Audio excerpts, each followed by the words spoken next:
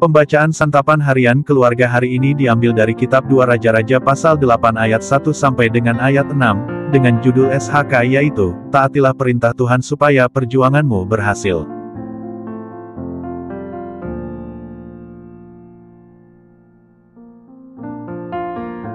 Semua orang tua pasti bersukacita ketika anaknya yang sudah meninggal hidup kembali. Itulah yang dirasakan oleh perempuan Sunem ketika anaknya dihidupkan lagi oleh Elisa. Kisah tentang perempuan Sunem yang ditolong oleh raja hendak menampilkan adanya suatu sikap ketaatan perempuan Sunem ketika anaknya telah dihidupkan oleh Elisa.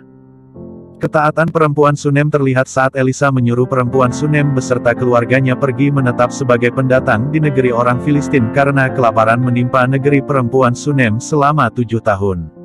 Setelah lewat 7 tahun di negeri Filistin, perempuan Sunem dan keluarganya kembali ke daerah asalnya.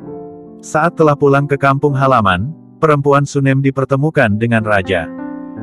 Melalui Gehazi, perempuan Sunem bertemu dengan raja, dan dalam pertemuan tersebut perempuan Sunem menceritakan segala hal terkait perbuatan besar yang telah dilakukan oleh Elisa ketika menghidupkan lagi anaknya yang sudah meninggal.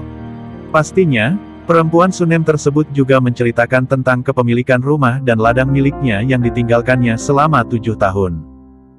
Segala hal yang diceritakan oleh perempuan Sunem menimbulkan rasa simpati, bahkan empati pada raja, sehingga raja memerintahkan pegawai istananya untuk mengembalikan segala yang menjadi milik perempuan Sunem tersebut. Melalui kisah perempuan Sunem, ada pesan khusus yaitu karakter perjuangan hidup dari seorang perempuan untuk keluarganya.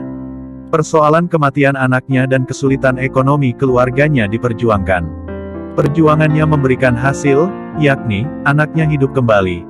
Kesulitan ekonomi tertangani selama 7 tahun, serta harta miliknya, rumah dan ladang beserta hasilnya, didapatkan lagi.